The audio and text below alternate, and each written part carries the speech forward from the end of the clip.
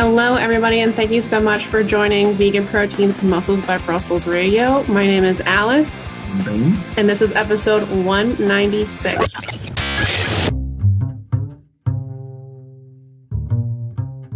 All right, Okay. Alice. So today we're talking about all things bodybuilding.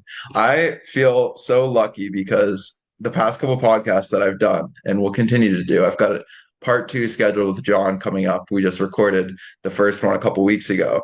I feel like all the podcasts that I'm doing recently are just talking about bodybuilding, which is one of my favorite things to talk about. So it really doesn't feel like any sort of effort for me to come on here and just chat about something that I love. So you are pretty much exactly 1 month post competition season, I think, from the Mr. America competition, which I had the privilege and pleasure of being there in person to witness. So I guess we could either start by talking about how are you doing, how have things been going with your recovery phase, or we could save that as kind of a teaser for the end and start more sequentially and work through the season and then get up to this point. So, what are you feeling like doing?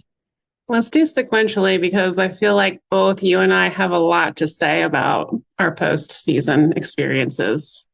Yes. Yes, we do. We do.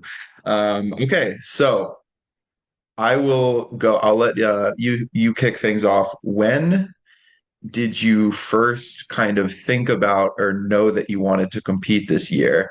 And what were kind of the steps that you needed to take before that to feel like you were ready to step on stage?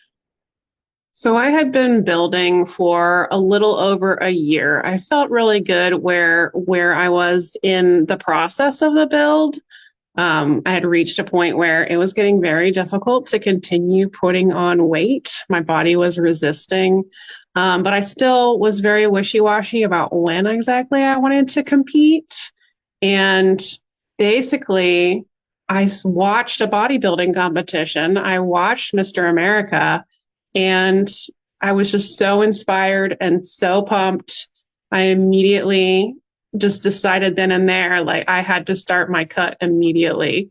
As soon as I got back from that trip, the process began.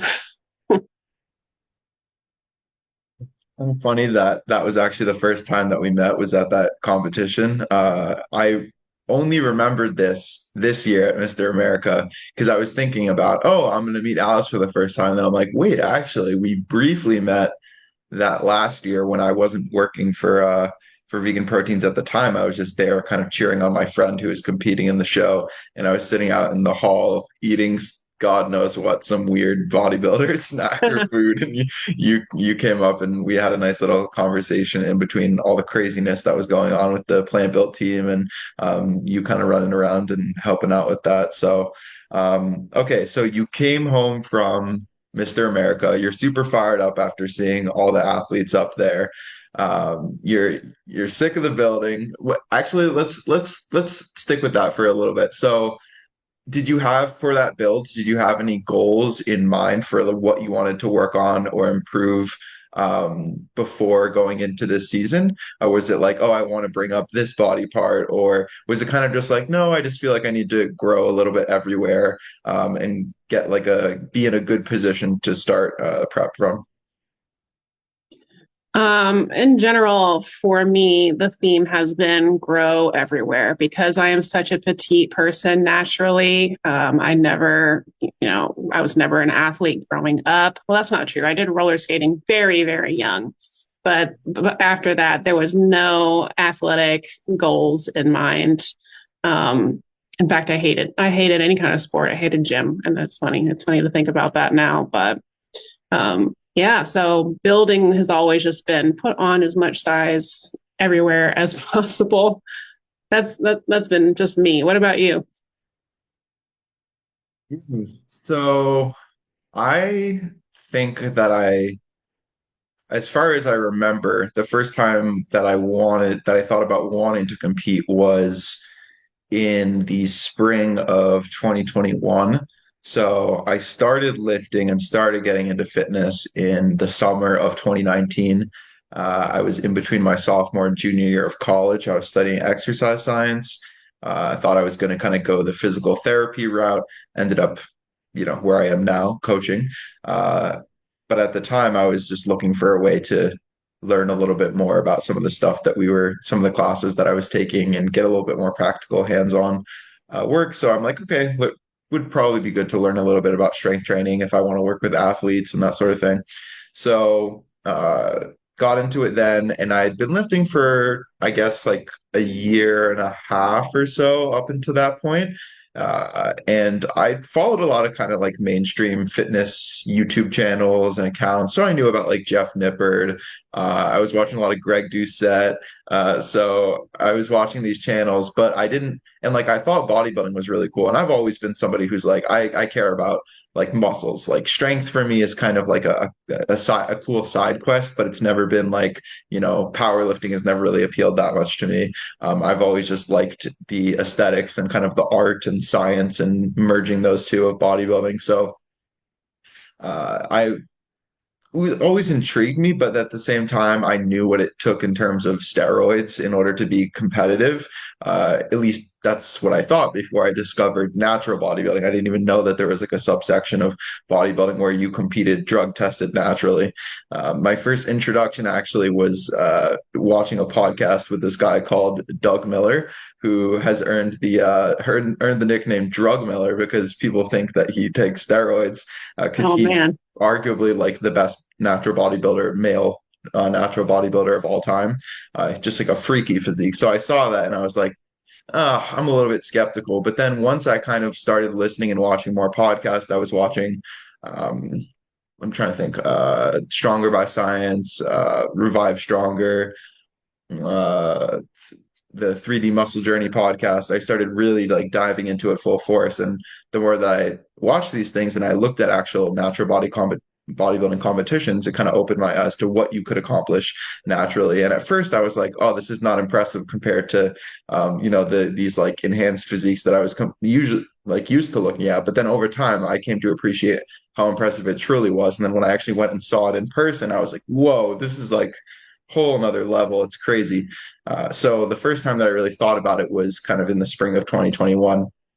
And I looked at my physique and where I was at, and I started fitness, my fitness journey, I guess you could say. I feel like that's such a cliche like term right there, like fitness journey. Like the amount of time that people like say those words together, like, and the amount of times I've said it, it sounds like gross to my ears, but whatever, it is what it is. Uh, when I started that, I was a little bit on the heavier side, never really liked the way that I looked. So my first introduction was doing a pretty aggressive cut and getting very lean, but I didn't have much muscle mass. And then I was kind of just in this limbo of trying to maintain that for a while because it's like, you see your abs for the first time and you're like, whoa, this is crazy. I don't want to let go of this. And I think I started to also identify with the fit guy, the guy who had abs. And I was in college, and of course, like, people notice that sort of thing. And you're getting people, seeing it and commenting on it. So I think that probably played into it. But then I asked myself, I'm like, okay, what's more important to me? Being a competitive bodybuilding athlete or holding on to this like kind of like lean identity that I had had for that I'd cultivated over the past year or so. And I'm like, I think I really do want to pursue this natural bodybuilding thing. So I committed to going through intentional phases of building and then diet phases. And as I did this kind of sequentially over 2.5 years, I got better and better at, the skill of each of them, better at building, like, okay, if I hit plateaus, what are some different strategies that I can use to get around that if I want to eat more? How can I do it kind of like slow, make kind of slow gains and not overdo it. Like the first time I really committed to a bulk, I way overdid it, like gained way too much weight super fast. And I had I have some funny photos. I have the whole like moon face going on. Oh, But it was great. I put on a bunch of muscle, so I was happy. I didn't care. And then, I got better at kind of the skill of dieting as well, because, build back up, strip off the body fat, rinse and repeat. And so that was a really productive 2.5 years from that spring of 2021 to the fall/winter of 2023, which is when I decided to start my prep. Hmm. which wasn't anticipated. I actually had planned on waiting. At first, when I started thinking about bodybuilding, I was like, I'm going to wait 10 years of training, and then I'm going to compete.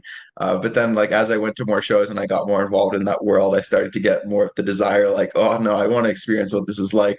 Yeah. And then I found out that Worlds was going to be in Boston this year. So I was like, okay, that is the impetus for me to do it because born and raised the Boston area. So I wanted to be able to do that show as kind of like have friends and family come out and support. So that's kind of what spurred my decision to start my prep earlier than anticipated. And that building phase, it wasn't without its ups and downs. Like I had a spontaneous pneumothorax, which means my lung collapsed at one point during that, and so I was out of the gym for a couple months.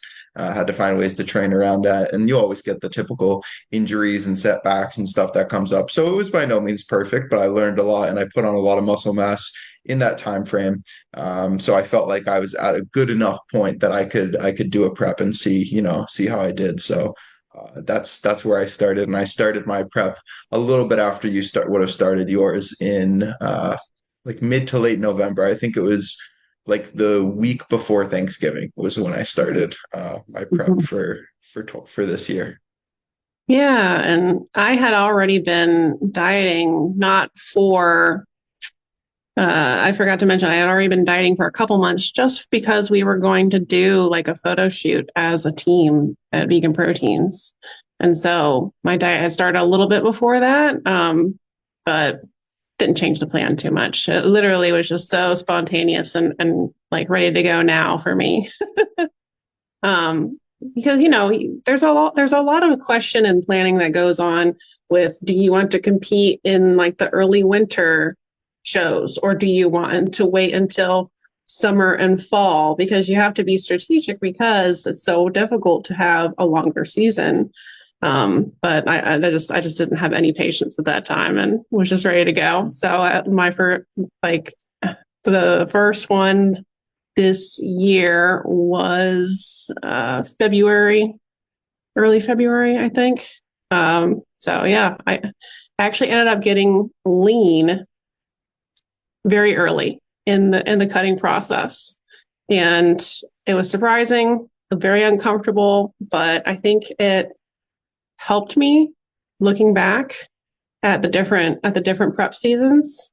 Um, I think I was able to come in with a really nice look, and I was really happy with how it turned out. And that's when I got my pro cards.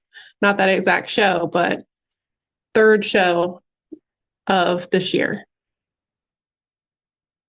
So when you decided after Mr. America that you were going to transition from, okay, we're dieting to this is now prep and I want to do some shows in the early, or I guess late winter, early spring, what kind of changed for your plan or for your timeline? And did you immediately pick like, oh, okay, these are the shows that I'm going to do? Or was it kind of a case of let's just keep going at a certain rate and we'll pick shows based on when you feel like you are ready to jump in there?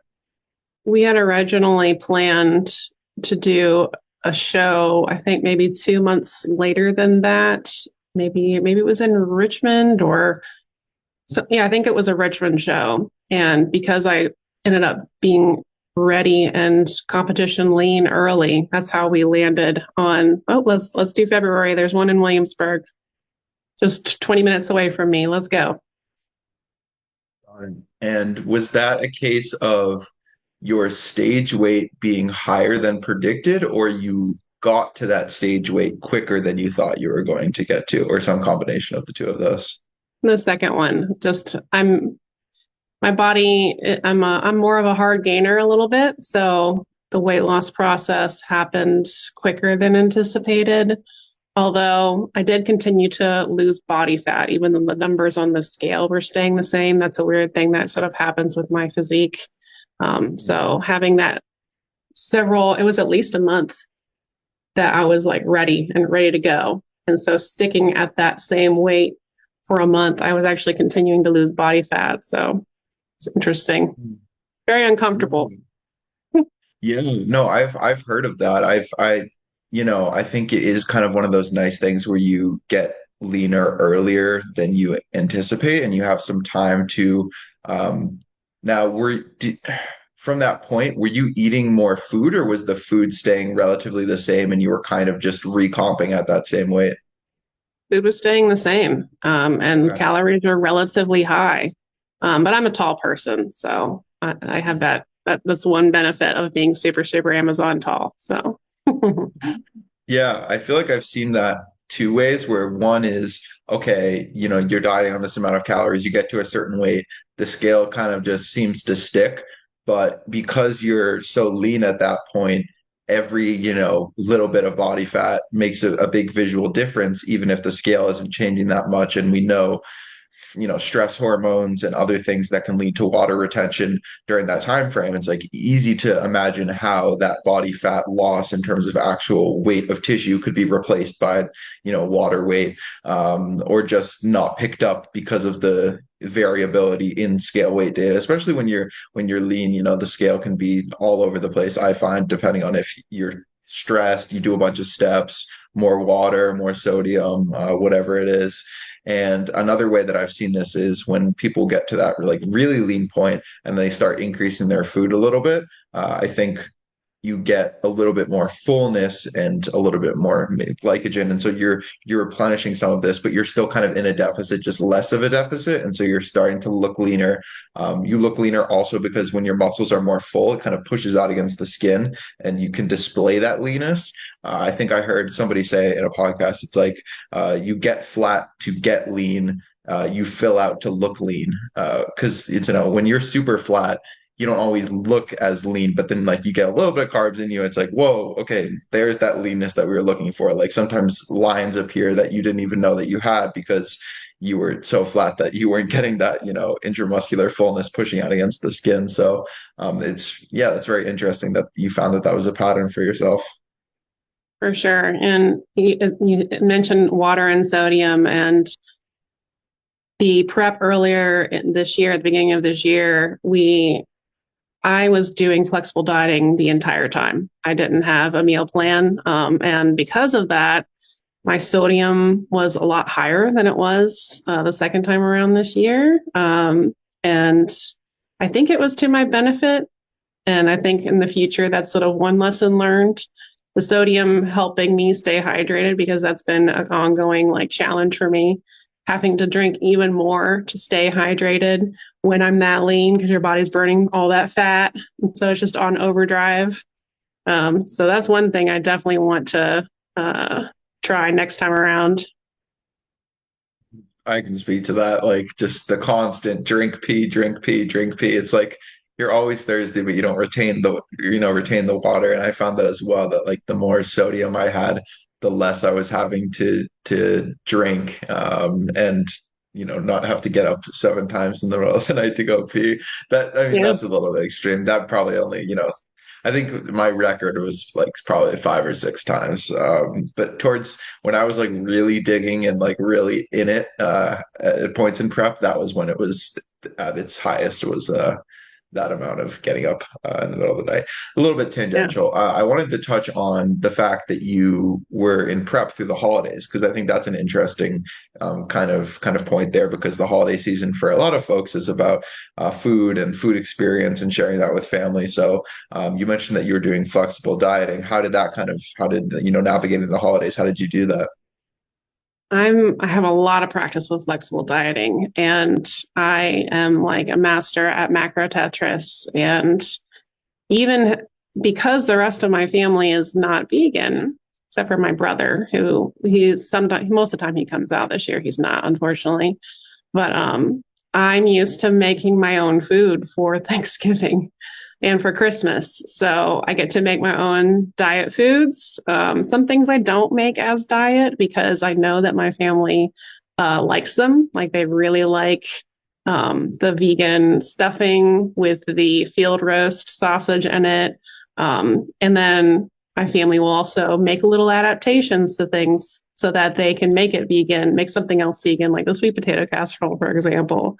So it's pretty easy for me when I make my own seitan, when I'm making my own like macro friendly protein mac and cheese, because they always have mac and cheese, so I have to have my version, um, and things like that. Yeah, so it's sort of natural for me. because I've just been at it so long, and my health also plays a role in that as well because I have ulcerative colitis, and one of the biggest challenges has always been I've learned that I can't have too much fat in one sitting, or it will trigger symptoms for me. So I can't really have super celebratory food regularly anyways. So it's just part of my lifestyle. But when you're in total control of your food, I'd say like it really helps your environment. For sure. I don't have too much to follow up on, but when it comes to flexible dieting, there's two other things that I have heard you talk about that you did for your prep that I think are things that people could take away and maybe apply to their own situation.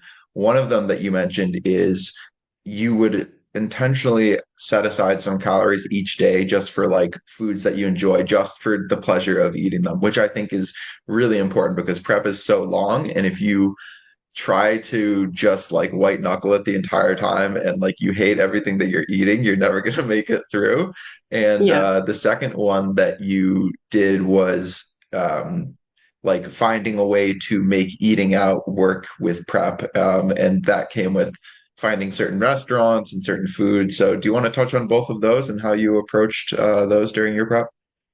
Yeah. So I am a big fan of meal prep, but I also mix it up with just making very quick and easy meals. And I pretty much have part of my day on repeat as far as my breakfast and lunch slash pre-workout meal is concerned. That's when I get my fruit, my 2 servings of vegetables. Of course, I'm getting good protein amounts both times. Um, and once I'm done with those 2 meals, I'm making sure that I'm getting protein throughout the day, but basically I'm hoarding up carbs and fats, setting them aside so that I'm able to have a lot to play with when I go out, and a lot to play with on holidays as well. But I have everything's so set in stone when I'm at home typically that I almost always have room for my cereal at night. That's my food that makes me feel like I'm not dieting on a day in and day out basis. I look forward to it. I think everybody struggles with the evening times, right? As far as sticking to any kind of calorie deficit or any kind of meal plan at all. That's the time when we're the most, you want to get into the kitchen, you want to graze, you want to snack. But if I know I have my cereal to look forward to, then I usually think to myself, you know what, I'd much rather have my cereal than have, fill in the blank food most of the time. So that helps me a lot. It doesn't have to be cereal. There have been other times where before I started on my cereal kick, which has been a long time, trying to fit in like those little Trader Joe's oat milk ice cream sandwiches, those little things. So that was something I did before. But as far as eating out, yeah, trying to eat out in a place where it's very rural and there's not a lot of other vegans can be challenging. So we utilize a lot of like going to Mexican restaurants and going to, Chinese restaurants and Thai restaurants. And a lot of these places will have tofu. So storing up fat for the ability to have a whole lot of tofu because they're usually very generous in my experience. You get like a whole block of tofu a lot of times. So doing stir fries when I go to get Chinese food, something similar when you get Thai food. They always have the tofu vegetable. Maybe it's like a ginger sauce that it comes in with like a little ball of rice. Mexican, always doing some kind of tacos or bowls. And if you can find a bowl anywhere in any restaurant that you can make vegan, and most of the time it's easy to do that, they don't mix everything together for you. So even if not everything in there you want exactly, or you want that much of, maybe they give you a ton of rice, you can sort of pick around it and you can make it work. But I save up so many calories that it just ends up working anyways. What else? If we do have a couple of vegan places across the water in Virginia Beach, where my boyfriend lives, And one of them is like a sandwich place. And it's basically like a vegan Subway, but she has expanded her menu again and again and again. It's Honest Pastures. And Deja does an amazing job. And she cooks very like low oil. It's very easy to eat out there. I think a lot of vegan restaurants are going to try and make their food a little bit healthier, even if it's still like, all right, here's a vegan burger, here's a vegan sub. So I was able to rely on her a lot.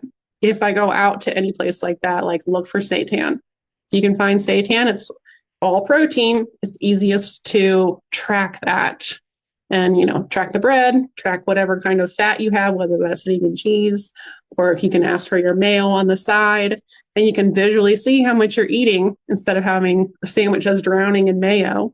So yeah, I have a lot of practice with that. I love making it work. And I'm pretty successful at it. I know I have a pretty good metabolism, but also like it's a combination of both. It's very insightful. I think that'll be helpful to anyone who is trying to figure out how can they still do these social events even when they have to or want to, I should say, be more dialed in and more uh, pay more attention to detail when it comes to nutrition. Maybe they're probably in a deficit in a dieting phase. I think that's one of the nice parts about building phases is that you have more of that flexibility to do that sort of thing. You don't have to be as meticulous with planning out, okay, I need to save up these carbs and fats for later in the day. But I still think that there are ways like you found a way to make it work to do that. And I think that is important, is not just shutting out everything socially when you do decide to do a competition prep, because prep itself, it can already be a pretty isolating thing. Not really many people will ever understand kind of what you go through psychologically, physically. So it is helpful to still have ways to connect with people. And I think food is just such a way that we do that. It's sometimes difficult to find social activities that don't involve food.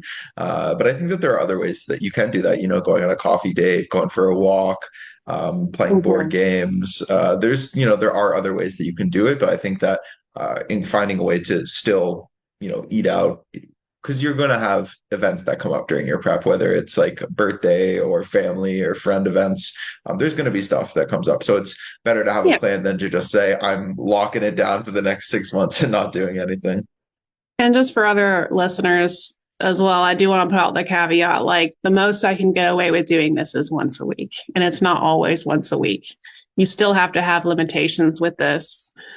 Still have to have, be cautious of sauces and sides and stuff. Be willing to ask for low oil. Be willing to ask for the sauce on the side. Hopefully you're already used to that a little bit because we're vegan and we got to ask, hey, is this fish sauce? But, as long as you're able to, advocate for yourself in that way, you're just going to get better and better at it. It's going to get easier and easier. And yeah, it definitely is something that keeps your sanity. For if you can make it feel like you are not dieting just for like an hour of the week, and have your social events, be out at a restaurant where you don't have to make your own food. You get that one little break. It's so refreshing and it keeps you more compliant. No, definitely. I think you don't want to completely do away with like the hedonic aspects of food, like eating for enjoyment. That's important too, and not just getting rid of that, because I think a lot of people are just like, I'll do whatever it takes. I'll eat dirt if I have to in order to get to my goal. I'm like, well, maybe some people can do that, but most people are going to have to, have some amount of pleasure or enjoyment in the food that they're eating. One last thing that I did want to ask you was, did you have some sort of staggered dietary structure where you had some mix of high days and low days? And did you find that you would use, those social occasions or try to structure those around those higher calorie days? Absolutely. Refeed days are on the weekend, which is a form of carb cycling, basically. Although it's a little bit extra carbs and a little bit extra fat, if we're being completely honest. But absolutely make it work when you have those extra calories to play with, whether you have a refeed day, 2 refeed days, or if you have a free meal, something like that. Definitely saving it for those times, being strategic about it. And really, you do want to be consistent about like what days of the week you do it in general, because it's going to blur your results on the scale if your days start getting switched up too much. Because then, say you had a lot of salt in that meal and you're in the middle of the week, you know, and you had to move your refeed day. Now you've extended your deficit days time. The scale is going to do weird things, and it's going to really like throw you for a loop, and probably there's a good chance you won't see like the progress that you're expecting to see that week. So there is a lot of strategy about it, and there's a lot of holding yourself accountable as well. I think having back-to-back refeed days is something that is really helpful. It's like being out of that deficit for that short period of time in the week. I think there's something very restorative and healing about that, both from a, like your body and getting a little bit of extra oomph going into that training week, when you start the next week. But I think it resets to an extent some of that diet fatigue, some of those psychological symptoms. And it's like, when you know that you have those 2 days to look forward to, or it doesn't become this like, all right, I'm grinding for the next 4 months of just like deficit days every single day. It's like, okay, I have these 5 low days, I'm gonna get through them, and then I'm gonna do it. And it's like the start of the week is easier because you're coming off those days that are a little higher calories, so you more energy, you're ready to go. And then, yeah, maybe towards the middle or the end of the week, it starts to get tougher, but then you're like, oh, only 2 more days until I have this kind of break or this reprieve. So I think even if the research is a little mixed on this, but I think there's a lot of benefits of breaking it up like that, just from like a lifestyle perspective and from, not driving yourself crazy, basically. It's so hormonally beneficial. I talk to clients about this all the time. It basically just, you've got such high cortisol, such high stress hormone from being in this deficit for such a long period of time. And being able to have those extra carbs, a little bit of extra fat on the weekend, is just going to lower the cortisol and increase your more positive hormones. And your body's going to release so much stress. And even though the scale will go up a little bit, as you're eating more calories, your body will be able to release more of the weight when you go back into your deficit. And I think that's something that people fear a lot, especially when they're not used to carb cycling. But it really helps you to be able to eat more calories for a longer amount of time before you just keep cutting down and cutting down and cutting down. And I forgot to mention, this competition season in the fall, I was actually doing 3 refeed days and 4 deficit days. All of the calories kind of had to be like a lot lower, but I found that even helped my stress levels even more. And that was a new experience for me. Mm, mm. So you mentioned that your first competition of this year was in February. So how are you feeling going into that first show? What was the experience like in that first show or in those first couple shows? Because I know we've kind of alluded to the fact that you split up your season and you had kind of a spring season and a fall season. So I guess starting with the spring season, what was the experience like there? I felt so overly prepared. Of course, I was super nervous. Of course, I had a million questions. Of course, I got backstage. I had no idea what was going on, as far as like I was completely incapable of paying attention to the expediter. I was just like, I hope they call my number, and I'm just like alert enough to be able to catch it. But I felt so overly prepared, and when I arrived, and when you're competing in amateur, when it's a smaller show in a more rural area, like I showed up and I was by far the leanest person that I could see backstage, and I was like, oh, this is going to go really, really well. So I felt really good the whole time, and I just loved it. I loved every minute of the competition itself. Now, getting ready is probably the worst part of the entire thing, in my opinion. As a female, having to do your hair, having to do your makeup, going to get the tan, which eventually I started doing my own tan. But even then, it's all terrible. But it's all worth it when you get backstage and when you get on stage. I definitely, that's my favorite part for sure. The being on stage part and kind of presenting your, Mhm. what you've worked so hard to achieve. Yeah, for most of the time, for the most part, I get on stage and I'm just completely like I'm able to just zero in on the judges and trying to like have that make that connection with the judges. And it's a good thing. I wouldn't say that it's 100% of the time, but when I'm able to like reach that zone, like that's when I do the best. And it's the majority of the time, and I'm just having fun. It's like the one time I'm a diva because I'm so opposite of that outside. I'm someone who doesn't really wear makeup. I'm someone who, I'm just more like of a jock now. That's my lifestyle.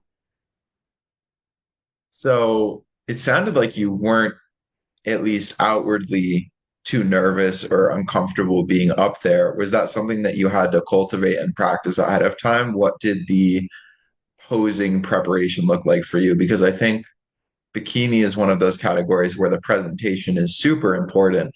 How you walk on stage, even down to the details of like your suit color and how that complements the rest of your look and the jewelry that you choose to wear. And there's just a lot more aspects to the performance, the actual being up on stage, I think, compared to some other categories. So, what was that whole planning process? The posing, the picking out all of the different accessories that go along with that. What was that like for you? Hmm. Yeah, the second worst part of all of this process is posing.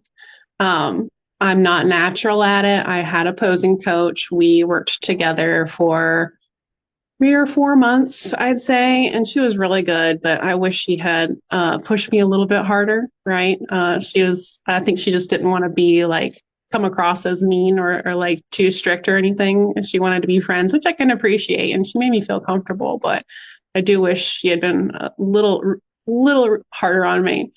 But by the time I got on stage, it's like you practice so much. You if you don't go up there feeling over prepared, then you're in trouble.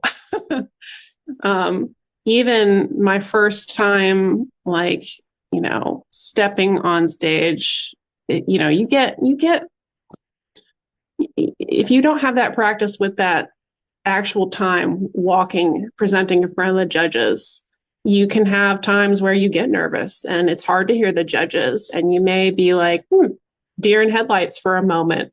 And that happens, but that's why you just want to be completely over prepared walking up there. And as far as choosing your suit color, as far as choosing your jewelry, as long as you have something that looks like everyone else up on stage, including your hair, you're going to be fine. You don't want to try and do anything too different, especially in bikini, because it actually, in my opinion, ends up hurting you more than helping you. So choose your color, choose your favorite color because the judges don't care. Uh, you know, have at least a bracelet. It doesn't have to be both hands. Have earrings that are big enough that you can see from 50 feet away. Get your hair done because they will comment if you don't do your hair. And yeah, other than that, just prepare, prepare, prepare. Great advice. I don't think what you said, like when you're like, you can't practice, you're posing too much, it's true. Because the more second nature it becomes, not only do you have more endurance and stamina if they're really working you with the poses up there, because you can get to the point where they put you through so many rounds, you're shaking, you're quaking a little bit, you can tell who's practiced their posing and who hasn't. So it's not Yeah. even just the execution, it's also how long can you hold those poses? Can you maintain that composure when you're tired and you don't really have a ton of energy? Depends Yeah. kind of how your peak week has gone. So I just wanted to echo that. Did you have anything else you want to say on that? No, but I want to hear about your version from the men's bodybuilding side. Yeah. Okay. So I suppose I'll start back when I decided that I wanted to prep, which started prep, right before Thanksgiving. So, um, when it comes to holiday meals, eating out, I took kind of a similar approach. If I knew that I was going to be doing those things ahead of time, I would just maybe eat it a little bit more conservatively throughout the day. Most of those things tended to be in the evening, so maybe I would just have a little bit less. If I think most days I was eating 4 meals, and so for my first 3 meals, I would just eat a little bit less, and then just try to be, engage in some of those mindful eating practices for that meal out, trying to pick something that had some protein and usually like vegetables, and keep it to that, understanding that yeah, there's probably going to be some like added fats in there and some stuff you didn't account for. But I always like to think about it when you think about the number of meals per week that you're eating. If 27 out of 28 meals you prepare yourself, that one meal is just going to be such a small fraction that it's going to be okay. And working those into some higher calorie days, I think, is a good strategy as well. So I was very much of the like, I just want to keep it as simple as possible. I'm following a meal plan and I'm just sticking to it through prep. And that's kind of how I am like year round, honestly, just because I'm very basic when it comes to food. I don't love like I used to be really into like the recipe creation and playing around with stuff. I think it was kind of when I first went vegan and started getting into fitness and everything. I was super like, wizard in the kitchen, like making all these fancy different recipes. And then over time, I just got to the point where like I don't care anymore. I'm just gonna So eat now like you're ultra, the most. ultra bro meals. Yes, exactly. But like not the conventional necessarily. So at this time, I was working the front desk job at a gym, and my job was to open the gym at 4:15 in the mornings, and I would work the morning shifts Monday through Friday from 4:15 to 1 o'clock most days. I would get off early on Fridays at 10 a.m. And so that involved its own set of challenges. There was a fridge at the gym, a large fridge that I could store stuff in, and we had a microwave. So there were there were ways that I could have prepared food and stored it, but I wanted to really just like not be thinking, because I knew from the past that I just don't want to be thinking about food all the time. And sometimes when you give yourself too much flexibility, and I personally didn't really care. I'm okay just like keeping things pretty simple. And if I really want to, I'll just do something else. So, what I did was I tried to figure out, okay, what is going to be the easiest thing that's going to require the least amount of prep time? Because I would get off at 1 o'clock, I would train afterwards. So I would train, and then if I had any like cardio or something to do, I would do that as well. So usually I'd be done around 3 o'clock. I would go home. Thankfully, I lived pretty close to the gym, so it was like a 5-minute drive. I would go home, I would eat something, I would shower, then I would do a good amount of steps, because most of the day I was just kind of sitting at the front desk, maybe walking a little bit around the gym. And as I got later in prep, I started to implement a system where I would get up and do a lap around the gym every 15 minutes to get steps in. Good, And so I good. had a whole system down. But earlier on, and then I was still doing those steps after work on top of that. Uh, so then I would, go out and do steps. I would come back from that, eat a meal, prep my meals for the next day, and then go to sleep. So it was very much just like living very robotically. I didn't have during the week, I did not have much social time after work pretty much any day, because it was always just like, yeah, I have these lists of non-negotiables I have to do, and I don't have any extra time really. Like I had to go to bed at, oh God, I was going to bed at like 7:30 some nights, because I Yeah. had to get up so early, and I need my 9 hours of sleep or whatever. So that was basically, it was basically Groundhog Day for a lot, many, many months. On the weekends, I'd say towards the beginning, I was more social and more willing to engage in those things. But as I was getting leaner, it gets harder. Your body really needs that rhythm and needs that routine. And I found, okay, if I try to stay up later on a weekend night, I'm still going to wake up at the same time. And then I'm just getting not as much sleep. It's like, oh, you're getting up at 4:15 because you get up at 4:15 every single day. So even if I Yep. went to bed at Get like that alarm clock. 11 or 12, yeah, I couldn't sleep in. So it was like, okay, I just have to accept that if I want to make plans with people, it's got to be like earlier in the day, when I have a little bit more energy, and I'm already a little bit on, the not even a little bit, a lot of it on the introverted side of the spectrum. So it already takes some effort for me to get out there and do stuff with people, even really good friends. So a combination of factors just made it so it was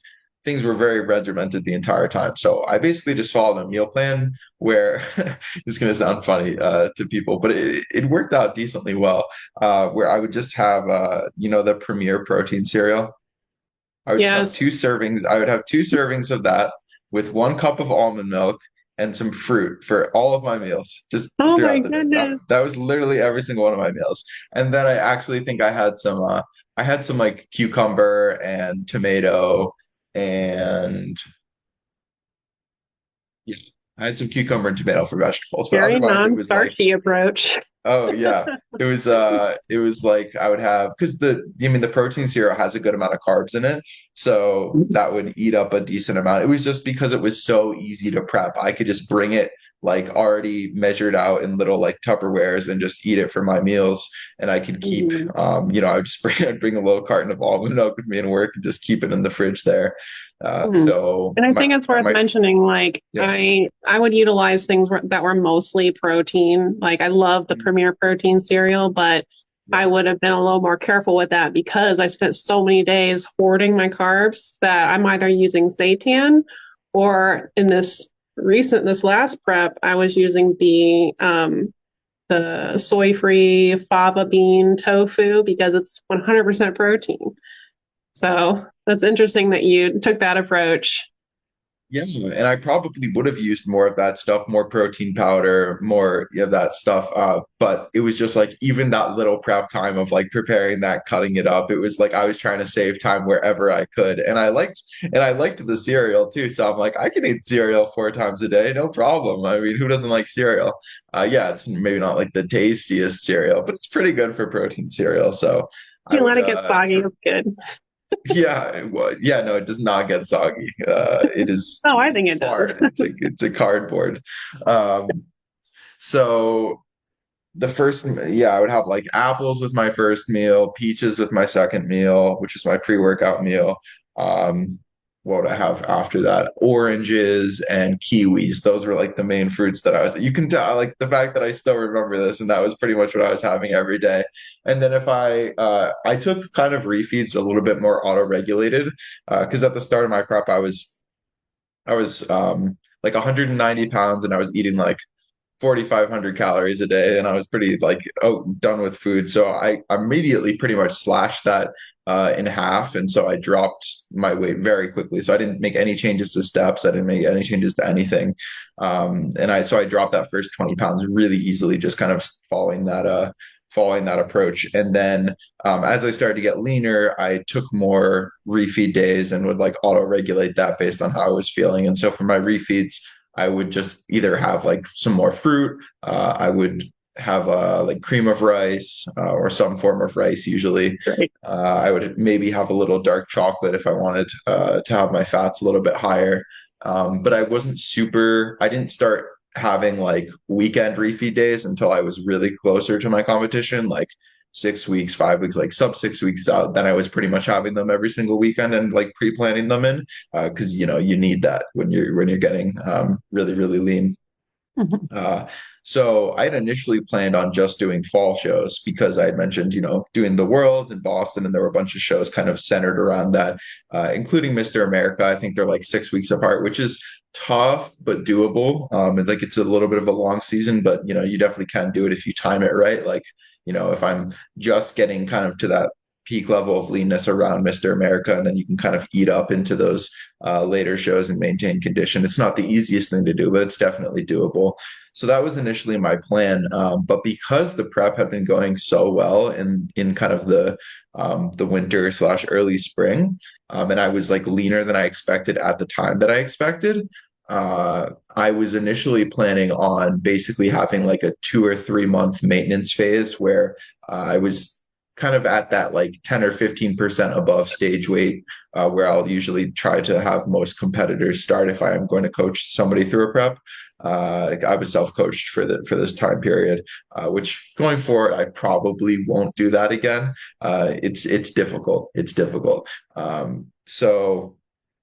I got to the point where I was like, okay, there are some shows kind of late spring, early summer, and I was like, why not just jump in some shows earlier? And yeah, I won't be like 100%. I'll be like I'll plan on being like 85, 90%, and then I'll take like that kind of 1 or 2 month uh diet break maintenance phase, maybe eat up a little bit and then go back down into a deficit and really kind of like dig for the fall shows.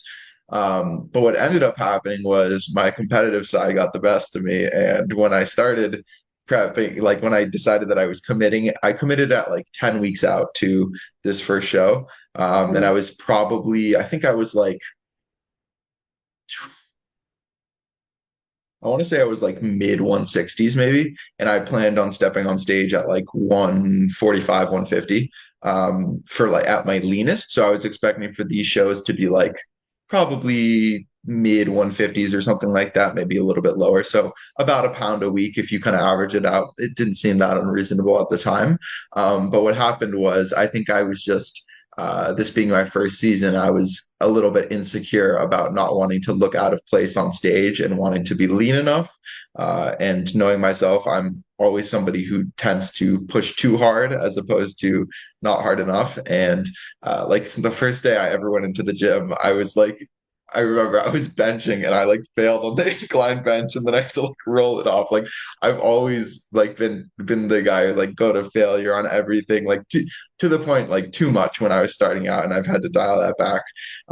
So it got to the point where, yeah, I was just kind of insecure about being lean enough on stage and being competitive enough. So I pushed definitely way too hard in those 10 weeks. And like looking back at photos, I can see, yeah, I did get leaner, but I definitely lost a decent amount of muscle mass in that process. And I don't think it resulted in a better presentation on stage. And that's usually what happens when you push things too hard, especially when you're getting leaner. If you try to speed things up, that's like the opposite of what you want to do. You want to slow things down as you get leaner.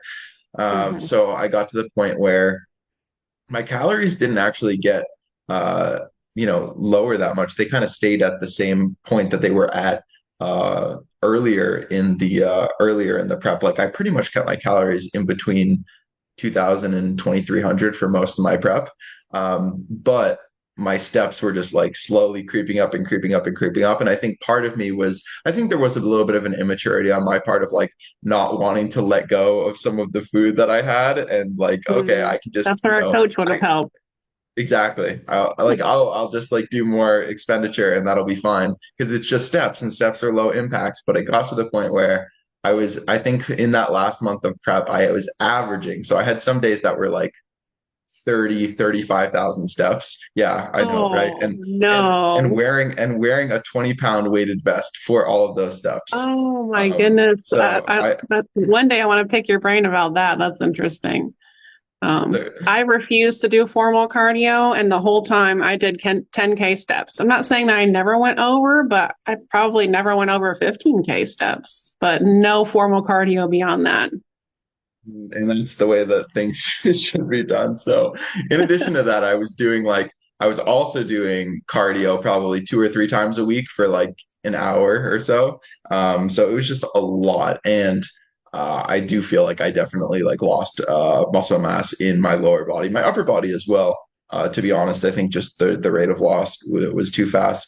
The curious thing was that I did actually maintain most of my strength throughout the prep leading up to that. So I think in the past, I just kind of had this perception that, oh, well, as long as I'm maintaining my strength, I'm not going to be losing really any muscle mass. And I think there's truth to that. But I think also, if your rate of loss is so fast, even if your strength is, maintaining relatively, I still think it's probably you're putting yourself at risk of losing some fullness and some muscle mass. So that was a Mhm. lesson that I learned. And my plan was to kind of give myself 2 or 3 weeks of eating up before the first show that I was doing, which I did. So I dieted, then I had 2 weeks before my first show.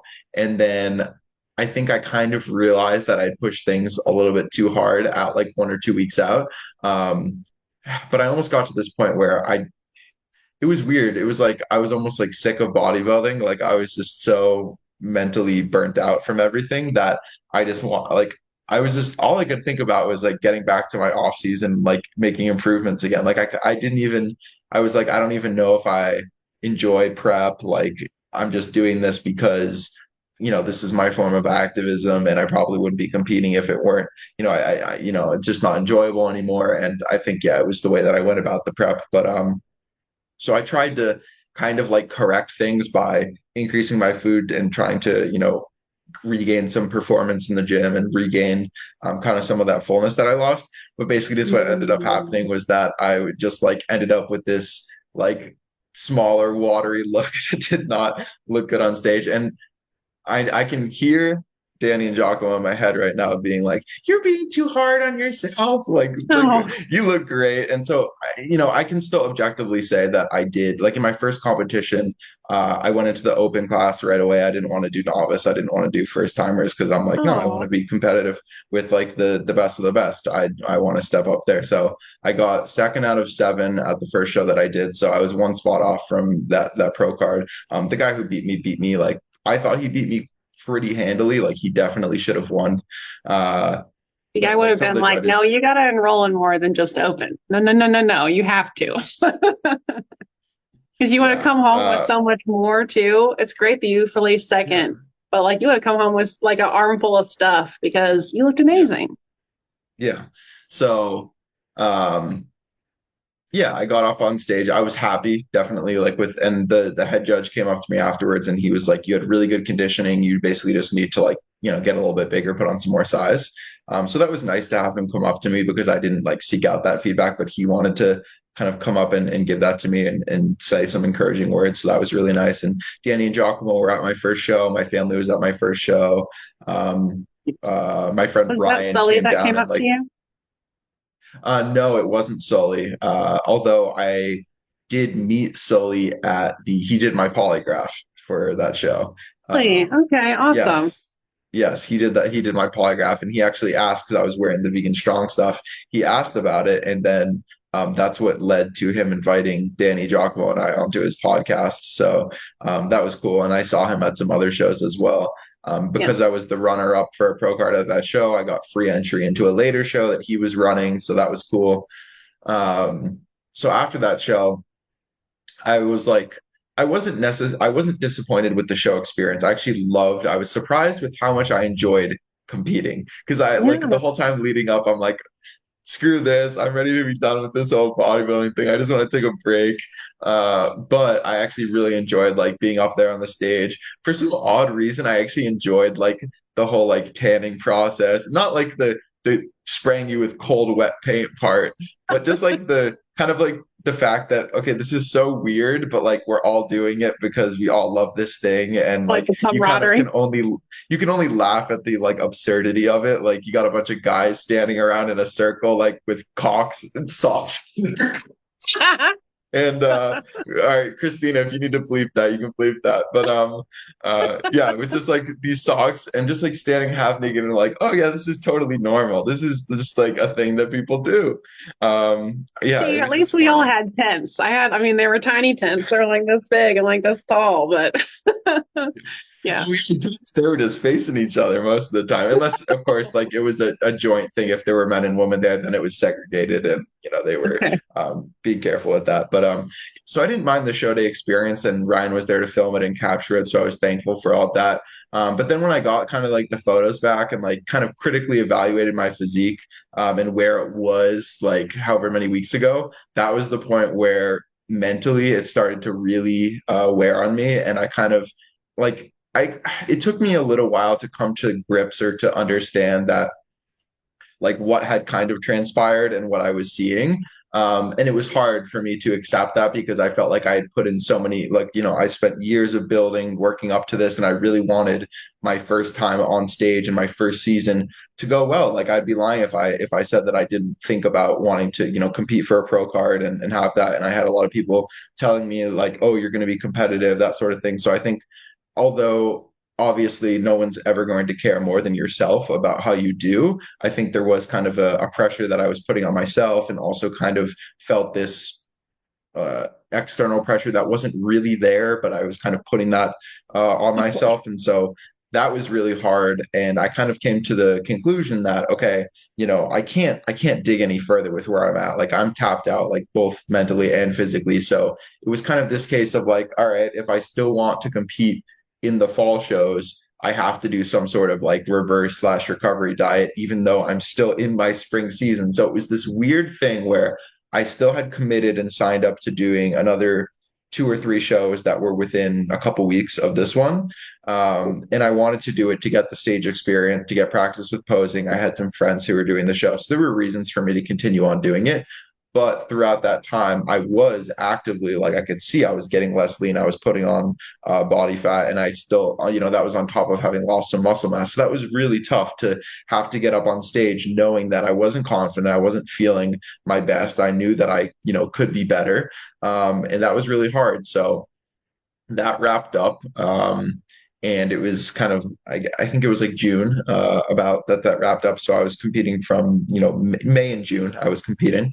And then I took a break. So I had like that 6 or 7, I think it was 6 weeks of eating up, of increasing my food and calories. And I went from my prep low was like 148 or something like that up to 158. So one thing I did do well was actually estimating my stage weight. I was pretty spot on with that.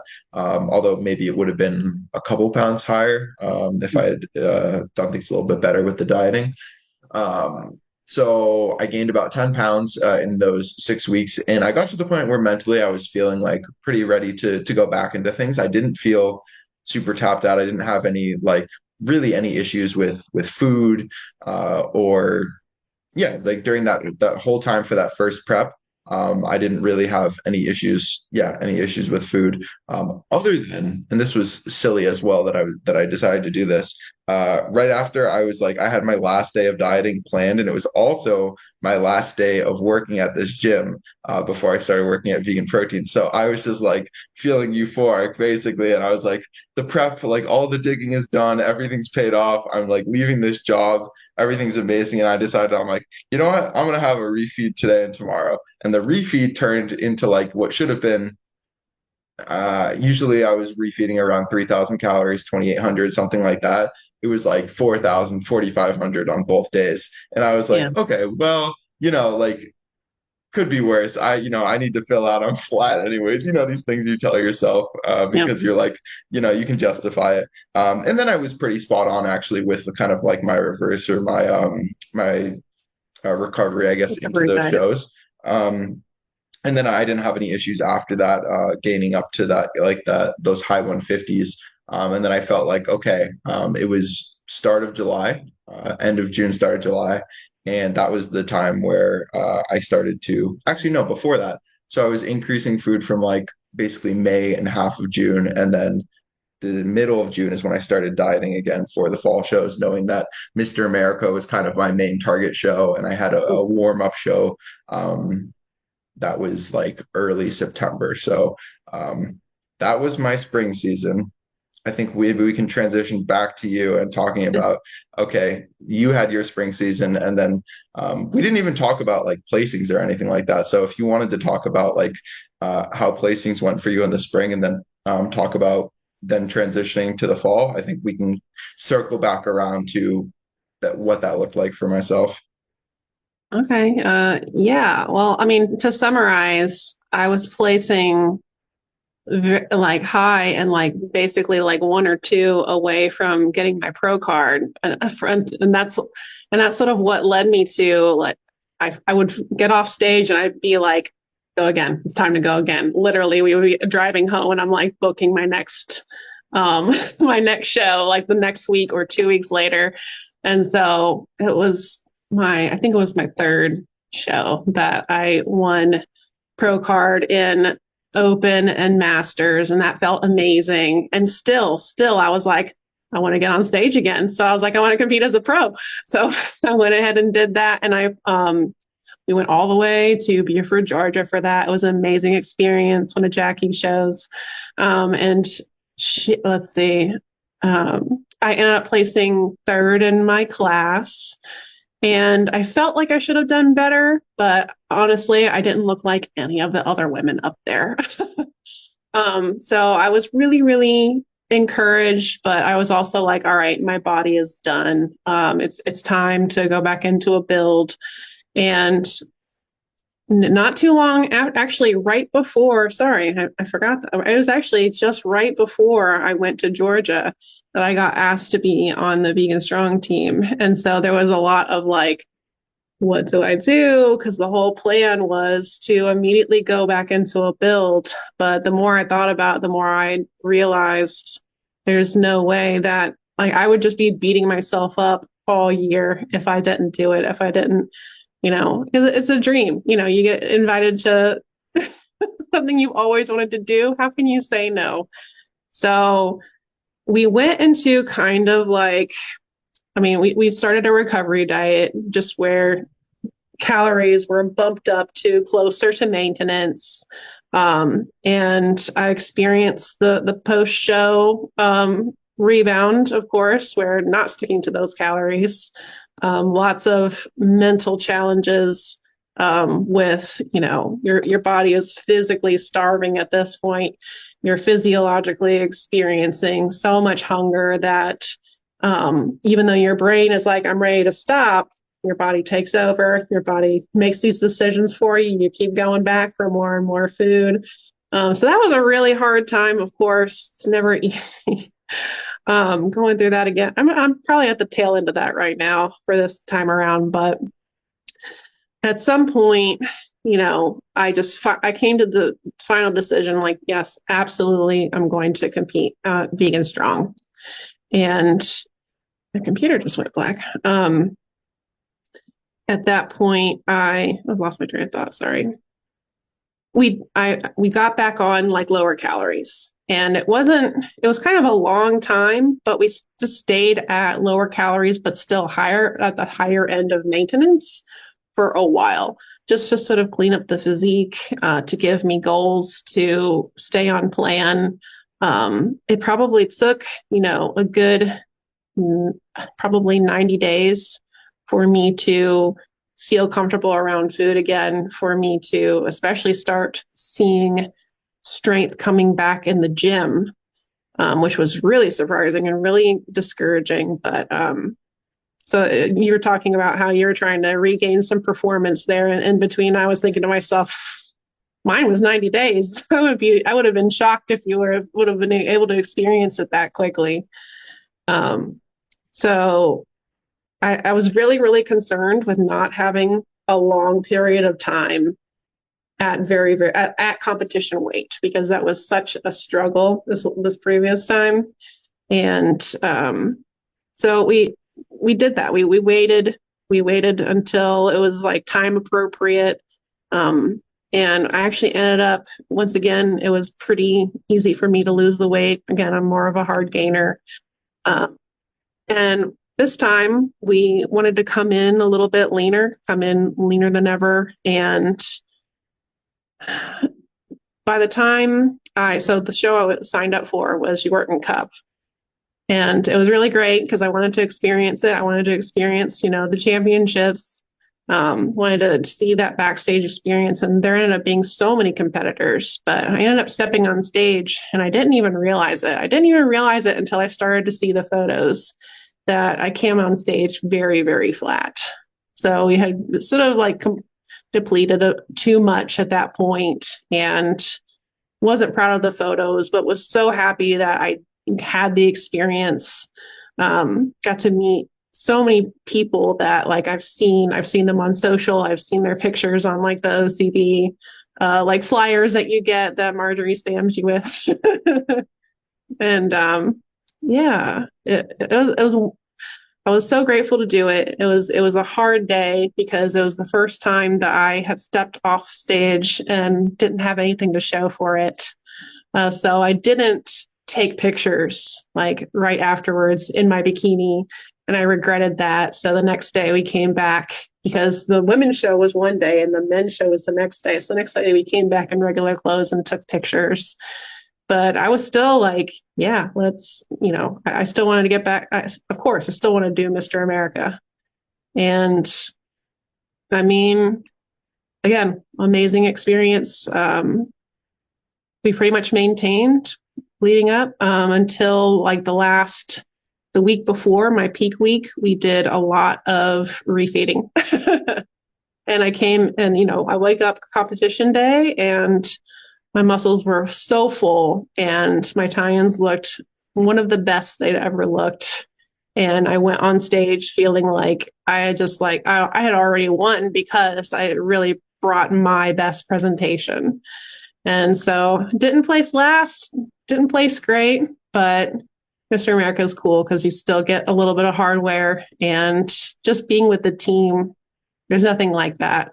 And getting to hang out with all these other like-minded vegan athletes, life-changing. So did I miss anything? That's where we left off. Because we're not talking about post-competition stuff yet.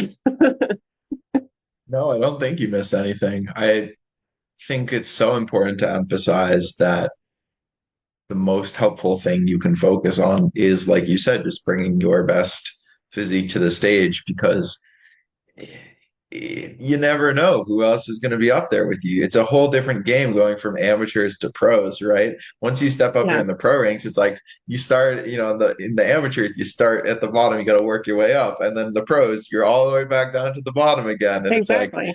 you're kind of just happy to be there. And at the same time, of course, you're competitive. Of course, you want to do well, but you understand logically, it's like, okay, these are all people who, just like me, won their pro card. And it can be a long climb to the top there. So I think that is a time where it's even more important to just focus on, okay, am I happy with the physique that I presented here? And just soaking in those experiences. That's definitely something, if I were in your situation, I would have probably done the same and taken advantage of what is it like to be at the 𝐬𝐮𝐬𝐫𝐽 Cup? What is it like to compete on the Mr. America stage? Because it gives you that perspective and it's like, okay, this is what I'm working towards now, is improving on that last outing and seeing, can I climb up in these now the pro ranks, and understanding, yeah, it's going to take, a long time for Take that to time. happen, but Hmm. I'm willing to put in the time and invest in that. So no, that's cool. I didn't have anything else other than that. I think the biggest thing that I learned about myself is just how much of a competitive person I am, which in the past I always called myself like the anti-competitor because I'm not into like someone's going to ask me if I want to play some kind of board game or video game where you have to be competitive with one another. And I'm just like, no, absolutely not. But in this case, this is the most competitive I've ever felt. And I'm just like, I can't wait to keep going.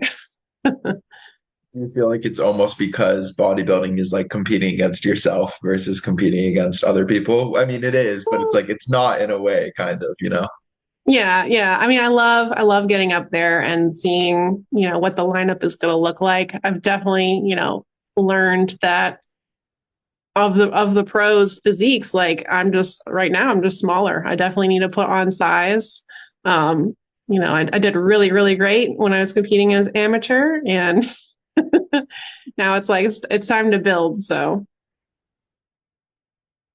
Did I cover kind of my transition from spring season to fall season, and then we can get into some of the stuff around post-show recovery and some topics related to that? Okay. yeah, So yeah, it was mid-June when I started to go back into a deficit for the fall shows.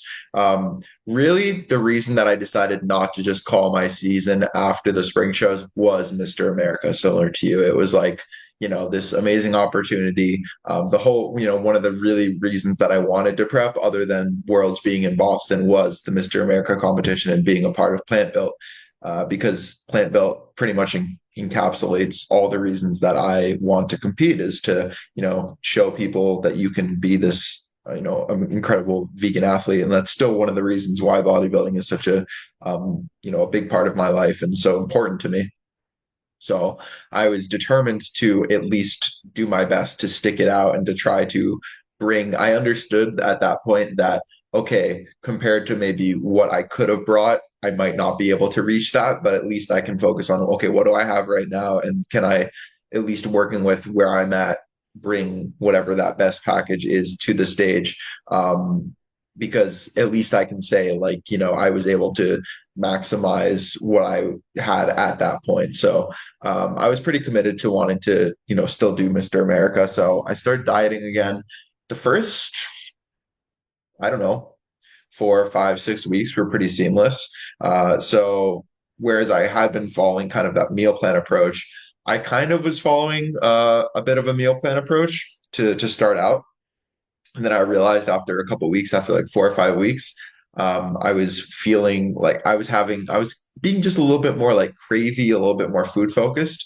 So I found that, okay, I could only really like adhere to that meal plan for yeah, it was probably a month, that kind of initial meal plan that I set for myself when I started to go back into a deficit. I'm like, this is interesting because I hadn't had really many food focus or like, issues with hunger. Honestly, throughout my entire prep, even like when I ended up calling my season closer to Mr. America in the fall, hunger was oddly just not a thing that was like super bothersome for me. It was the food focus that really got to me. It was the thinking about food all the time, Mhm. the cravings. And that wasn't something that I necessarily experienced as much in the spring. But as I kind of did that second stint of dieting, 6 weeks is not a lot of time to recover the symptoms of a 25-week prep. So Mhm. as I started dieting, I'm like, okay, well, I could follow this meal plan for about a month. And then I was like, okay, I'll switch to a new plan. And then that one lasted about 3 weeks. And then I'm like, switch to another one. That one lasted about 2 weeks. So that, or, timelines might be a little bit off, but I just found, okay, I'm feeling increasingly restricted with these. So let me try doing kind of like flexible dieting, like if it fits your macros. And that was going okay, but I also found that it was just becoming the leaner I was getting. I think the lowest I saw on the scale was like 143. So I was like a good 5 or 6 pounds lighter than what I was in the spring, although I wasn't that much leaner, which I think also kind of gives credence to the fact that I probably lost some muscle mass there. Both in the first and second stint of dieting, just because my body was not in a great position to go back into dieting. But it's like, what are you going to do? You want to, present your best for the stage, Yeah. and that's really the only thing that you can do. So, I think the first time that I really started to encounter issues was, I think it would have been late June, maybe early August was the first time that I basically, I wouldn't necessarily call it like a binge because I feel like the definition of a binge is like a feeling of a loss of control over food. But I basically just had a day where mentally, psychologically, I was just tapped out from it all, and I just said, "F it, I'm gonna eat whatever the hell I want today." And so that was probably a Mhm. day where I ate, I don't know, probably like 5 or 6 thousand calories. Obviously, I felt terrible after that. Yeah. Not psychologically. Psychologically, oddly enough, I actually just didn't care. It was like this apathy. I was Just just like, I don't nothing. care. I'm just happy to not be like, dieting today. Of course, then when I'm like laying in my bed afterwards with like a food baby, I'm like, oh, this sucks. Why did you do this? Yeah. Just like weird stuff where it's like you're so hot, but at the same time, you like have the chills because you're lean, but then it's like, you ate all this food, so you got the fan on you, but you also have a Sweats and blanket. It's like the weirdest. It just feels gross. You just don't like it. And you're like, okay, I'm never doing this again. And then, 2 or 3 weeks later, it happens again. And I'm like, it's still kind of the same thing where I'm like, whatever. Like I still am making progress. It's a little bit slower. Like it's Two or fine. 3 weeks is Uh, really good, though. I do want you to give yourself a little bit of credit for that, for it to have that big of a like gap. Like, bravo. so I kind of was just like, okay, I know what not to do, right? Because I'm a coach and I know how to advise people on this thing. So I can kind of try to apply that to myself. I'm like, okay, the thing you're not going to do is you're not going to like do a bunch of cardio tomorrow and try to restrict your food. You're just going to go back to what you were doing before. So that's what I did. And that lasted another like, yeah, like two-ish weeks or so. And then it happened again. And then it was like 1 week and it happened again. And then it was like a couple days and then it happened again. And so I just started to see this pattern. And then it got to the point where obviously progress had slowed and I was actually starting to regress, to the point where I was probably, I don't know what, like, because obviously the scale weight is a little bit all over the place, but I probably gained back a couple pounds. I was probably like high 140s, maybe like 150. And I was just like, what are you doing, dude? Like you're clearly not psychologically in this anymore. And it was still kind of this feeling of pressure of not wanting to let people down, not let myself down. And I think I could tolerate it up until the point where it started to be like, okay, this is just like not, if you let this continue, this is going to have even more damaging effects than what it is right now. So that was kind of the point where it was happening consecutive days in a row, where I just decided, okay, I'm going to pull the plug. It's not worth it to keep prepping anymore. And that was like a big relief when I made that decision, like psychologically, and just like, okay, it's like it's over. Like this last, 9 or 10 months where you've been like living bodybuilding mode the entire time. It's finally come to an end, and that was, yeah, it really was a relief to make that decision. But it wasn't without its challenges. Like I would say, for that month of July, which was probably, yeah, a couple weeks into dieting.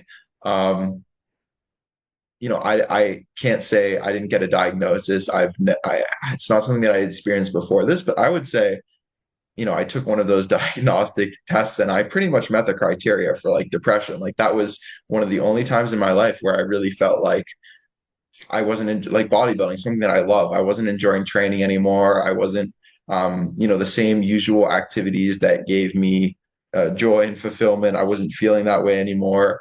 I was just kind of this feeling of like numbness and like grayness and everything. And that was weird because just wasn't something that I've ever experienced. And it definitely, I think, gave me a little bit of an insight of what it's like to maybe have some kind of clinical depression, and gave me more empathy for that situation. And that was something where it was kind of also hard to come to terms with that. Like, okay, like, wow, you really like pushed yourself this hard that this is what it's come to. And I so many times thought about throwing in the towel prior to all like the food issues kind of starting later in the fall. So many times I just thought about like, why are you doing this? This isn't worth it. But I just wanted to try to see it out to the end, the best that I could. And obviously it got to a point where that wasn't feasible anymore. Yeah. And I am, it's hard for me to say like I regret things because you do the best what you can with you make the best decisions you can in the circumstances that you're in. But yeah, I look back on some of those times, and like there were times where like I remember I got home from the gym one day. I think it was right before July 4th. We were down on the Cape, which is like this little J of Massachusetts, where my parents bought a home. So it was like, it was the July 4th weekend. A bunch of my friends were there. My family was there. Should have been this great time. But like I remember I was still getting up super early to Oh, go to the gym because yeah. I had maintained that sleep schedule from when I was working at the gym. I hadn't been able to like adjust it no matter what I was trying. Um, and I remember I Probably just because of got the home from the leanness. gym.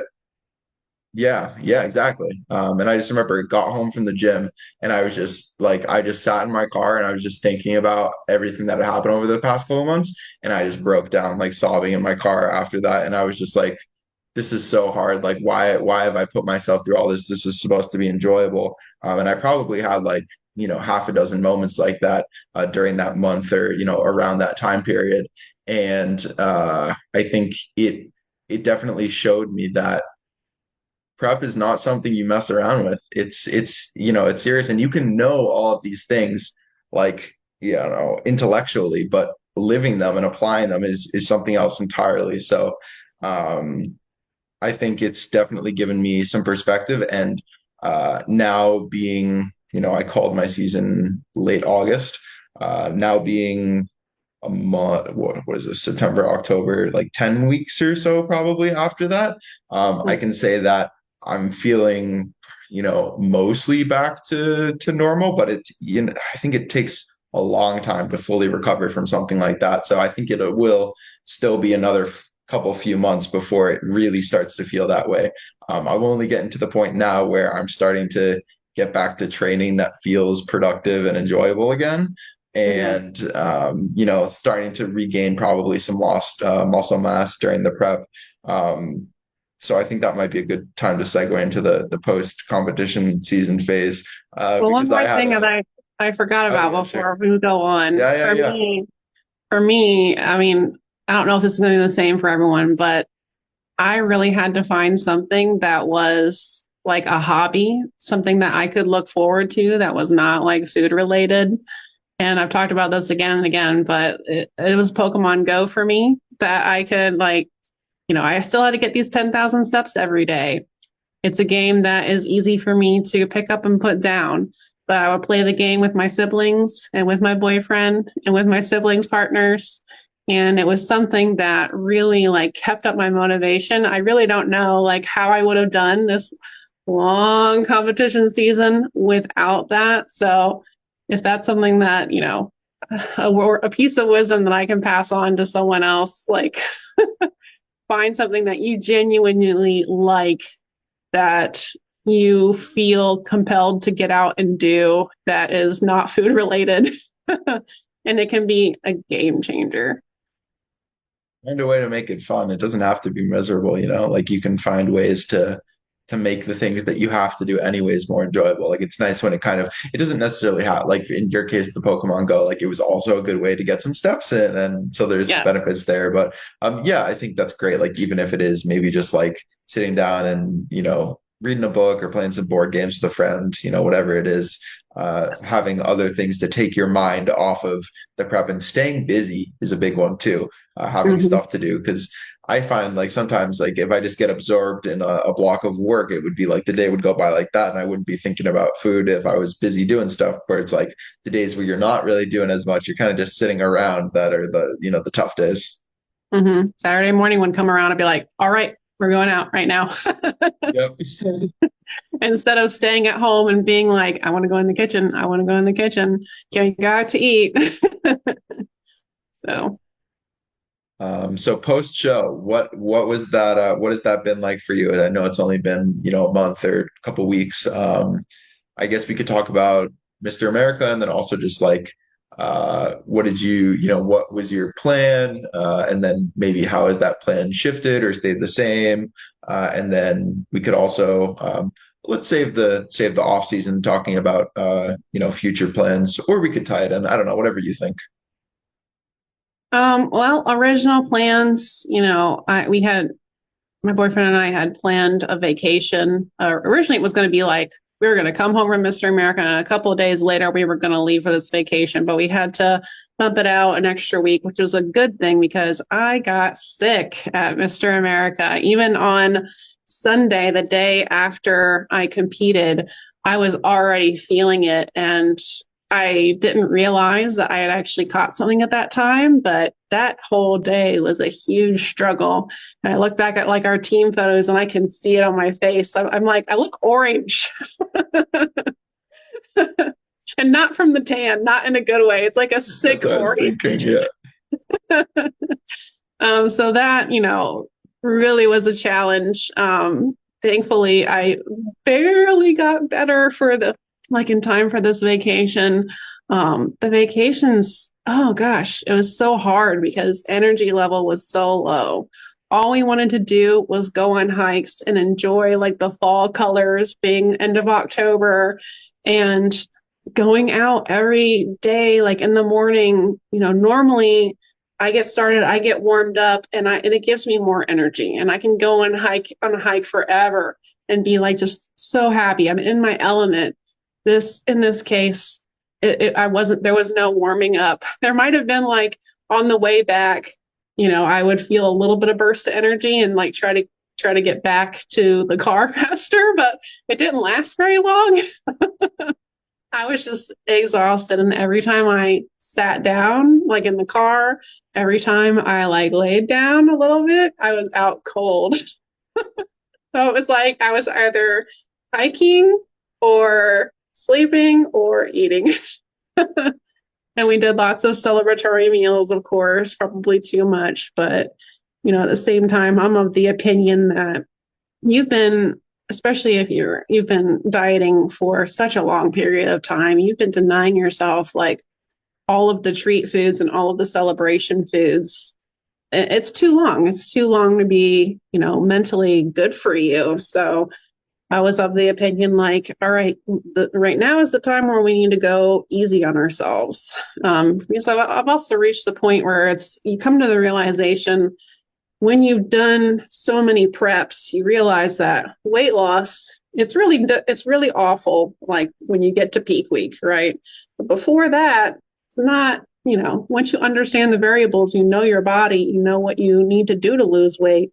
It's like, it's less scary. So I, you know, enjoyed my vacation. Towards the end, I was trying to rein it in a little bit, of course.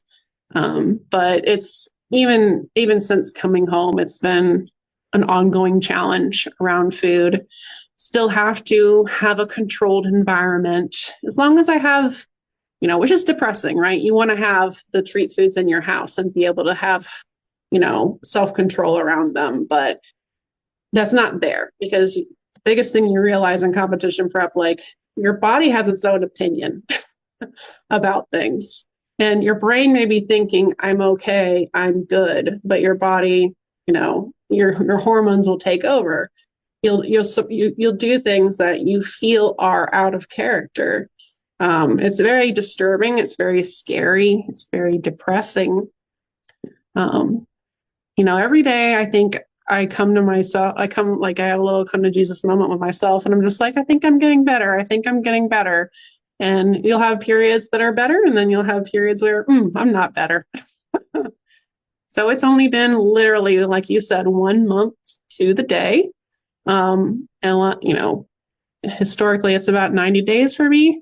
So I'm trying to just be patient, because I think the hardest thing, other than, not having unpredictable moments around food, not being able to trust yourself around food, is that you're right. The gym is no longer an enjoyable thing, especially because what really drives me in the gym is seeing my strength gains, setting new PRs, seeing those numbers go up week after week. And that's just not going to happen for a little while.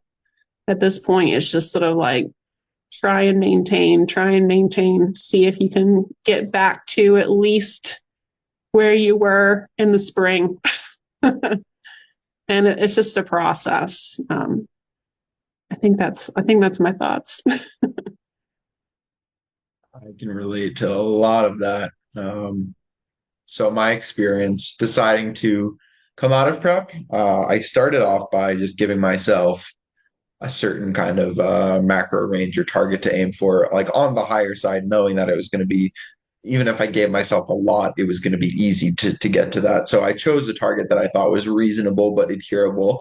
And the first week it was pretty easy, and I was not really having any issues with it.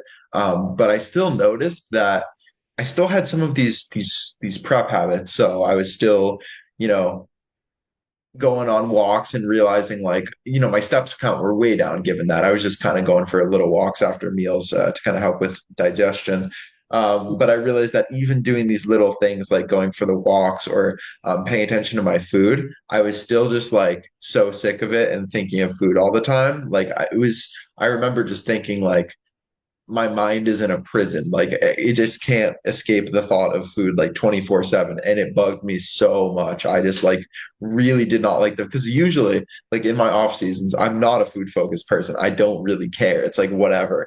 And it really bothered me that I was just thinking about food constantly all the time, to the point where like I'd be having a conversation with somebody and I'd be thinking about food. I'd be doing Oh, work and I'd be thinking about food. And it was just like, oh God, I feel like I'm still just like living in this prep prison that I've created for myself, even though I'm post show. And like, yeah, the logical part of your brain is like, you just got to give it time. It's going to dissipate. It's going to go away. So you're getting kind of the weight back.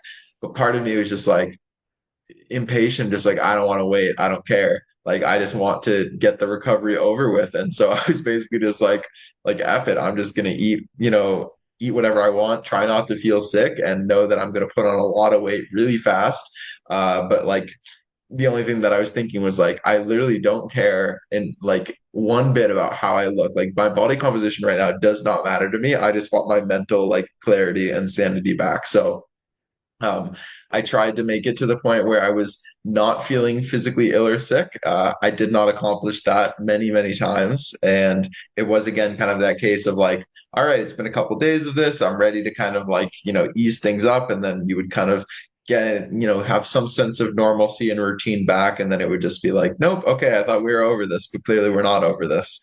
exactly. And it was kind of just that constant back and forth. And so I would say that went on for a good month or so, maybe a little bit more, a good month or two. And yeah, obviously like I gained a good amount of weight back. But it didn't really bother me. Like I was just like Yeah. accepting of the fact that okay, I'll probably get back to feeling normal faster, even if it's not that much faster. It's like I couldn't deal, I couldn't cope with it mentally anymore. So, yeah, of course, it's like you get those comments from people like, "Oh, you're looking different," like sort of that sort of thing. But Oh, that didn't even bother me either. I just literally didn't care because I obviously knew that. I see myself every day. And I wasn't weighing myself because I knew that that would just like that, what's the point? That's not going to help. yeah, I again just like didn't care. It was kind of this state of like apathy that I had developed where it's just like not caring about things. And so then eventually it did kind of get to the point where it calmed down. And I would say that I'm at the point now and probably have been for the past, I'd say only really like a couple weeks, I would say probably yeah, like coming back from Mr. America a little bit after that, I started to kind of feel a little bit more back to normal. Still eating definitely above maintenance for sure, but not having kind of these massive, like, eating episodes where I'm just eating everything in sight. So yeah, it takes time. And, I think had I exited my season in the spring, I probably wouldn't have encountered a lot of these issues because I wouldn't have dug myself as big of a hole. So I think next time, given the fact, if I plan my prep a little bit better, planning on getting a coach for it as well, I think those are all things that can help with the recovery phase from a prep, but it's never going to be easy, no matter if you have a coach or you don't have a coach, or you have the best plan, you don't have a plan. Everyone deals with the kind of the post prep phase a little bit differently. Some people recover easier or faster. Some people it takes months, and that's totally okay. Everyone's a little bit different. mhm. I liked what you said about not weighing yourself, not really seeing the point of doing that. I think for sure, like if we try and have the reins too tight as we're coming out of this competition season, we're going to rebel. The body is going to take over. You're going to rubber band in the opposite direction. So I agree, like not spending a lot of time looking at yourself in the mirror, being aware of what's happening to your body, but not beating yourself up about it. At first, not weighing yourself. At some point, it's like, all right, I can see sort of what's happening. I'm not like nitpicking. I'm not going to make myself feel terrible. At the same time, it's like, all right, we're starting to reach a point. We're starting to reach a point. And you sort of talk yourself back into, all right, am I ready to get back on the scale today? Am I ready to get back on the scale today? And I use that as that's sort of like my motivation to be like, this is one thing that's starting to hold you accountable, that's starting to make you veer in the direction of getting back on plan more frequently. Not like it's a light switch, not like it's magic, but yeah, the scales definitely has been strategic for me in that way. So I really love that you said that. I think that you do get to a point where it's good to start bringing these tools back in and like you said, like not tightening the reins so much that it causes you to rubber band to the other direction, but still having some checks and balances. And it's Yeah. I can on one hand I can say what I would do with someone I'm coaching versus what I ended up doing. And I Yeah. think part of that is just being honest about, hey, I just didn't give an F anymore. And I decided that I was okay accepting the consequences and the responsibilities of what body composition that would bring about. And Yeah. I know that at the same time, not everyone's like that. Like for some people, it would be worse because they would, that body composition would upset them so much that it would be worse than whatever food focus or whatever other things that they were dealing with. So I think it takes knowing yourself and like you said, doing the best that you can. For sure. And it doesn't have to be on the scale. You could do other kind of, um, you could be doing body measurements if that's less sensitive for you. You could just be doing progress photos, or, you could start reintroducing whichever is easiest first and then continue like, all right, now I think I'm ready to add progress photos back into the mix. Now I'm ready to add measurements back into the mix. Of course, having a coach that you can check in with and talk to about these things and at least be reporting some one metric to that coach. All these things, just adding the accountability back, checking in with yourself with things like the hunger and fullness scale, and still just giving yourself grace. It's just a process that you can get better and better at. But before you know it, like, oh, we're gonna have a bad day. It's gonna happen, but you move on. You don't punish yourself, just like you said. You don't over restrict. You don't skip a meal. You don't go walk 30,000 steps again. Yep, yep. And I think it doesn't even necessarily have to be a body composition tool. If you've just kind of just been winging it with food, giving yourself a range of macros and sticking to that, like that'll probably keep, if you have a history as well, like, okay, around this weight, I tend to maintain with, the X amount of calories. If you're kind of sticking to those targets, then okay, at least to an extent, I'm keeping things somewhat in check until you're ready to get back to those more, I guess, direct measurements of what it is that we're after. Do you want to talk about kind of your plans for your building, your improvement season, your off season going forward, and if you've thought about when you might next compete, or if you're leaving it kind of up in the air? Yeah, so I just want to get bigger. I just want to build as much as I can. I feel like it's weird for a female to be saying this, but I'm actually like, I'm setting weight goals for myself to try and push myself to all new highs. I want to dedicate 2 years of straight up building. I'm not saying it's going to be 2 years until I compete again. I'm saying it's going to be 2 years of building continuously. Maybe there might be a mini cut in there if things got out of control, but I really am leaning towards I don't want to do that. I just want to be able to have as much uninterrupted muscle building as possible. Um, and I'm excited because I would really, really love it if I could one day compete in something other than bikini.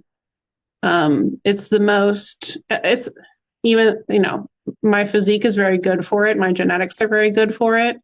But I would love to be able to compete in something that's less about your stage presence and your posing and being sexy, all the things that typically I'm like, that's not how I would describe myself at all. Um, but we'll see. We'll see. However it shakes out, I'm not going to force myself into another category that I don't fit into, because ultimately I want to be as competitive as possible. But yeah, building as much as I can. And if it shakes out that I don't fit into a clear category, that's fine too. Because ultimately it's about the bodybuilding for me. It's not necessarily like all about, fitting into some judge's credentials. About the process of bodybuilding, about the self-improvement and kind of the enjoyment and satisfaction that you get out of that. Hmm. So definitely going to compete again. It's going to be challenging competing as a pro. Let's be real. You know, I definitely don't regret the fact that I just competed in New York Cup and Mr. America, because I know that looking back, I would beat myself up more if I had not done it. But at the same time, the whole time I'm in my head thinking, you're probably not ready yet. Your physique is probably not there yet to be doing these things. Um, so, that moment of regret, walking off the Yorton stage, being like, "Ooh, that didn't feel good," but being able to turn that around and spin the positive out of it, because I got so much out of that. It was such a positive, like, I talk about this all the time, but even backstage at the Yorton, it was such a big show, but it still felt like any other OCB show to me. Other than just there are so many competitors, but everyone backstage still had the same like energy. Everyone was very kind, and I'm grateful. That brings another point. I'm just grateful to be a natural athlete competing in these natural organizations, because you hear all the horror stories of competing in these non-tested federations, people being taken advantage of, especially women, and the drug use that is almost forced upon you. So it's just so much gratitude. There's also something about just being surrounded by physiques or by people that you look up to, that you get along with, and that being inspiring and just saying like, wow, that's so awesome. Like, this makes me want to pursue my best version of myself, because that's ultimately what bodybuilding is about. Everyone's there because And I think that's part of the reason you get this camaraderie because it's like, yeah, you're competing against each other, but everyone's kind of had, we're in it for the same reasons. We love doing this thing, and there is just a sense of connection that comes with that. We all dieted, we all kind of, to an extent, quote unquote, suffered to get here. And so, now we just get a chance to go up there and may the best person win sort of thing. So that's definitely the vibe that I get at shows. Yeah. Yeah. And when you get backstage and when you see who's going to be in your lineup, after a certain number of shows, you can eyeball and get a sense of how you're going to do, like even before you step up on stage. So you get better and better at that as well. It all depends on who shows up, and you just got to have that experience to be able to recognize that, like, oh, today's going to go my way, or today, not. But yeah, as long as you're bringing your best self, it's about that constant improvement, and it's about feeling good about how feeling good about your peak week, feeling good about your performance, everything, the whole package. Yep. I don't have too much to add to that. What about you? Post competition, how are you feeling? I mean, like, what are your goals? I mean, Yeah. Um, so I'm not sure exactly when I want to compete again. I do want to compete again. I know that. Although during my season, it was hard to imagine doing it again. It's like once you kind of step away from, and I knew that that was going to happen. Like I knew, like I can say when I was during my season, I'm like, okay, I know right now I can't imagine doing this again, but I'm sure with some time away, I'll want to do it again. Um, and it was funny, even being at the Mr. America, being like 6 weeks post show, I'm like, oh, I can't wait to do this again, watching people up on stage. And I'm like, wow, it's so crazy how the mind works. Uh, but yeah, it's kind of the same deal for me is that I just need more time to build and add size everywhere. I think I'm pretty proportional all around. I didn't get that, and most of the shows that I did, I was placing well in the symmetry rounds, and just a little bit outside of center on the muscularity rounds. So what that says to me is that, yeah, you're pretty proportional. You've got a good frame. You just need to fill it out a little bit more. And I do see that with myself. So I think it's probably going to be, if I can hold off, I would like to commit to uh, a solid minimum of 2 or 3 years of building, but realistically, like what I would love to be able to do to hold out if I can wait to compete that long is to have like a nice like 4 or 5 years of just like dedicated building and then get on stage the next time. And I'm not necessarily setting strict timelines around it, but the way that I'm viewing it is I want to be extremely confident in where my physique is at when I decide to prep again in the future.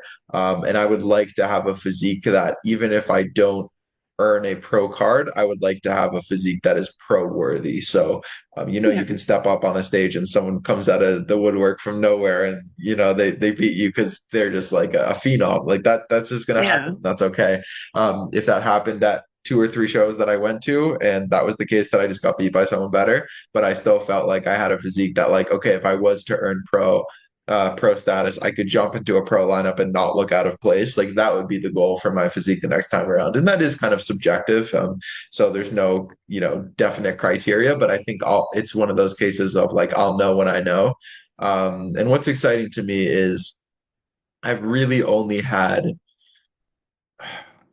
combined total about 2 or 3 years of building since I got into bodybuilding and fitness. And I've continued to learn about training and how to get more out of that and learn my body. So it's like, okay, I've never really had this long of a dedicated phase of just committing to muscle growth continuously and doing the same thing.